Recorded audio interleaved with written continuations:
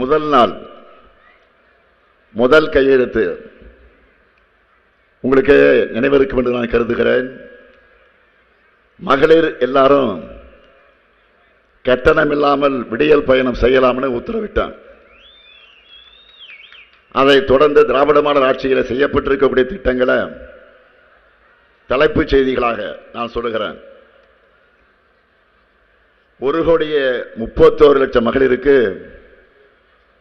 ஒவ்வொரு மாதமும் 1000 ரூபாயை வழங்கிக் கொண்டிருக்கக்கூடிய கலைஞர் மகளிர் உரிமை திட்டம். இனி உங்களுடைய உரிமை தொகை ஆட்சிக்கு வந்ததற்கு பிறகு 2.0 ஆட்சி வந்ததற்கு பிறகு எவ்வளவு? மகளிர் சொல்லட்டும், 2000 உயரப்போகுது.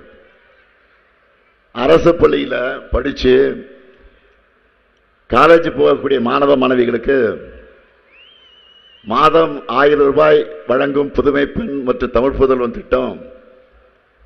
இனி இந்த தொகை 1500 ரூபாயாக உயரப்போகுது.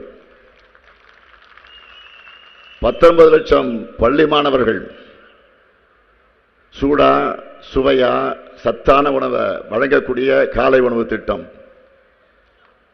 இந்த திட்டத்தை இப்போ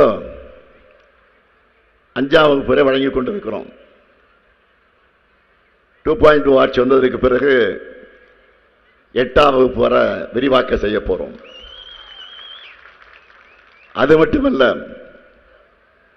மக்களை தேடி மருத்துவம், இன்னுயிர் காக்கும் நம்மை காக்கும் 48, பாதுகாப்போம் இதயம் காப்போம், சிறுநீரக பாதுகாப்பு திட்டம், தோழி விடுதி, கலைஞர் கனவு இல்லம்னு பெரிய பட்டியலே இருக்கு.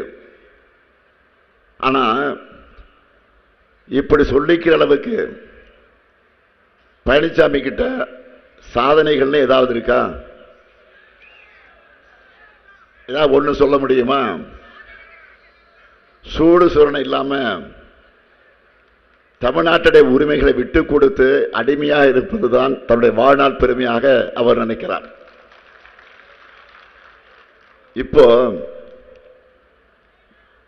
இப்போ இந்த சூழ்நிலையில தமிழ்நாட்டுக்கு எவ்வளவு பெரிய ஆபத்து வந்திருக்குன்னு உங்க எல்லாருக்கும் தெரியும். தொகுதி மறுசீரமைப்பு. அதாவது இந்திய விடுதலைக்கு பிறகு இந்த நாட்டில் பசியும் வறுமையும் அதிகமாக இருக்கு. இதை சரி செய்யணும்னா மக்கள் தொகையை கட்டுப்படுத்தணும்னு சொன்னாங்க. அதில் இருக்கக்கூடிய நியாயத்தை உணர்ந்து நம்ம தமிழ்நாட்டிலையும் இன்னும் பல மாநிலங்களிலையும் குடும்ப கட்டுப்பாட்டு திட்டத்தை முறையாக செயல்படுத்தணும். இப்ப என்னடான்னா, உங்க மாநிலத்து மக்கள் தொகை அந்த தொகைக்கு ஏற்ற மாதிரி தொகுதி மறுசீரமைப்பு செய்ய போறோம். உங்களுக்கு கூடுதலா எம்பி சீட் கிடைக்கும்னு சொல்றாங்க.